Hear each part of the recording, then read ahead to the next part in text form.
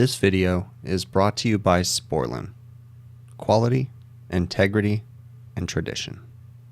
Got to reach in, and the complaint is that the bottom was freezing food and causing problems, and they had some sort of an error code on here. So the bottom is frozen solid.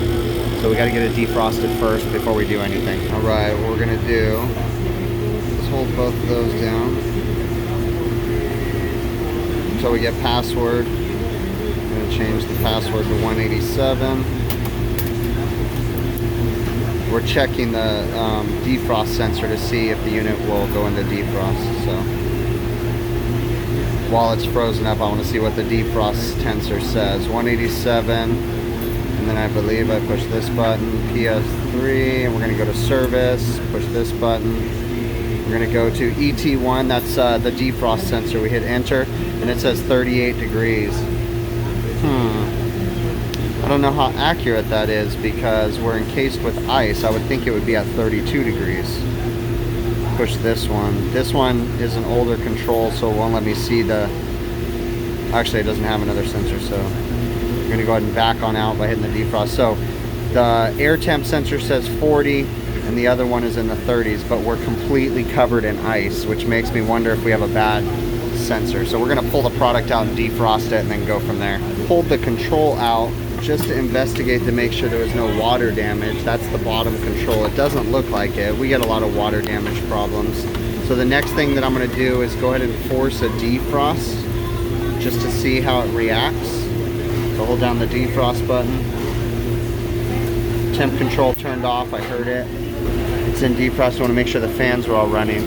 They are. I can hear them. So we got to defrost it now. Check that out. While it's in defrost, the fan shut off. The little fan switch went away. That doesn't seem right.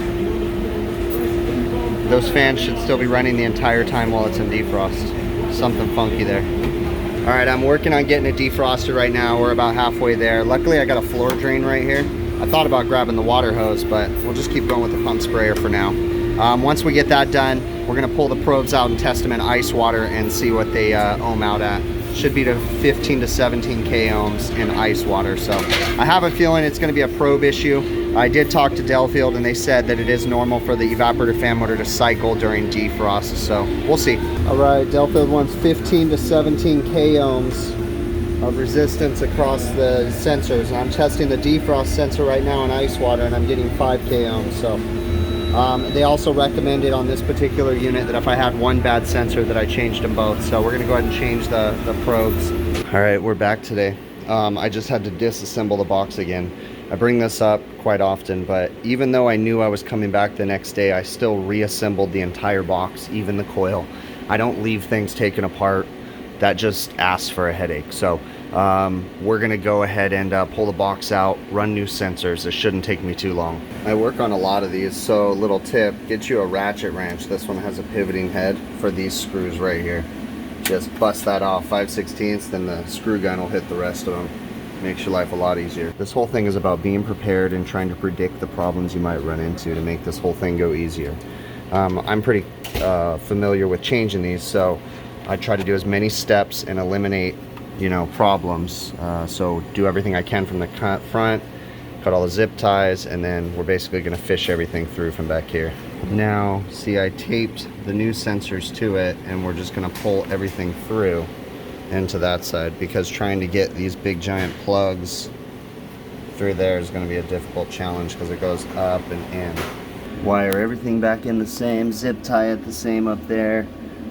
Running the same channel. The air temp sensor gets a little Jesus clip that holds it in place, and we're looking good. We're gonna put all the covers back on now. All right, here's a little tech tip. So we're running everything, zip tying it back in, but we get to this little clip right here, this little round guy, and it goes through the side, and it was really difficult to get the big giant fitting through it as it was.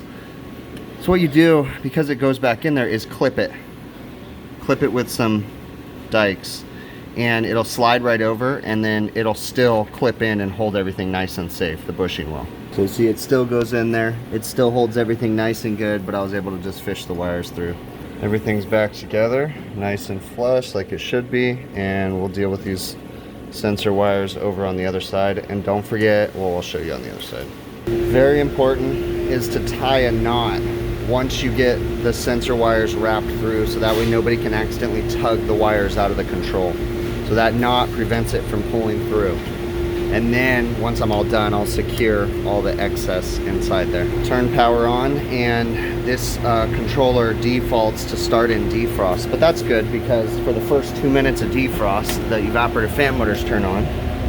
So we can make sure that the fan motors are all working, and I wired them correctly, and I did. So then to terminate defrost, just hold down the defrost button. There we go. We're out of defrost now. It's 70 degrees in my box. We're gonna go ahead and put all the doors on and let it come down to temp and make sure that the sensors are accurate. All right, I confirmed that it's reading accurately now.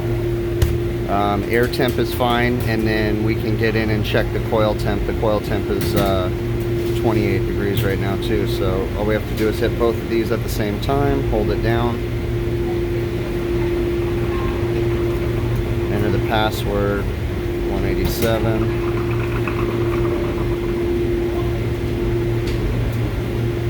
And this is just to verify coil temp right now. Now, it's not currently running right now, but I should see a coil temp colder than hit enter.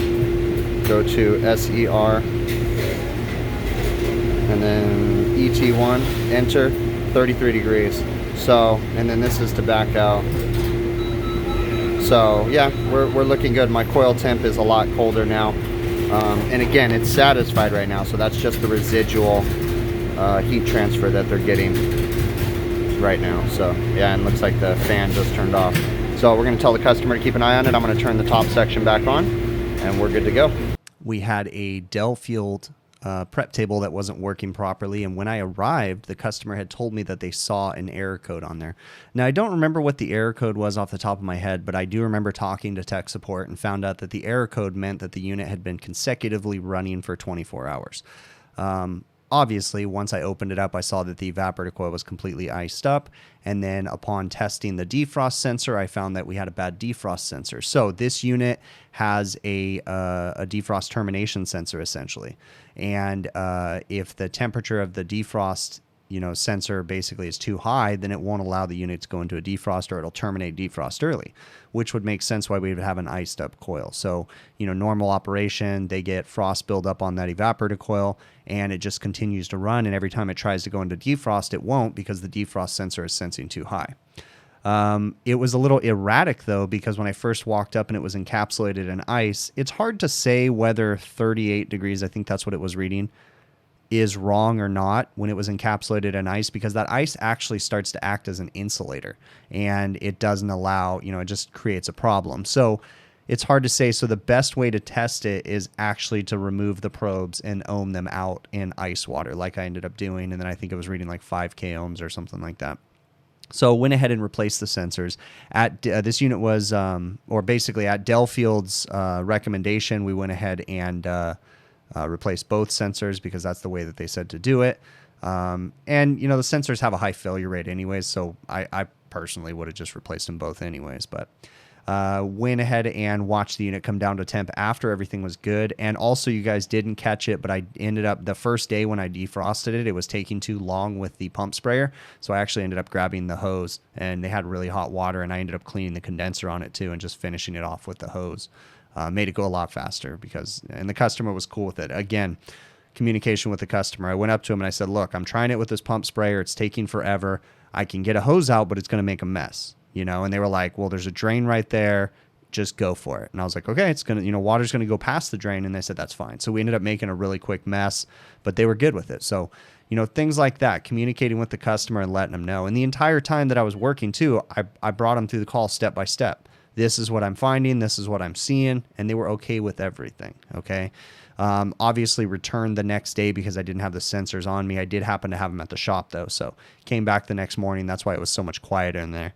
I was there first thing, changed out the sensors, and all was well after that. Okay. Really appreciate you guys taking the time to watch this. If you make it to the end, wow, thanks so much, okay? Do me a favor, come check me out on YouTube Monday evenings, 5 p.m. Pacific time. I do live streams where I just kind of recap the issues. When I do these videos, I get a lot of questions, and instead of spending all my personal time answering comments on YouTube, I typically will answer the most of the questions on the live stream. So come check it out if you guys get the opportunity. Other than that, we'll catch you guys on the next one, okay?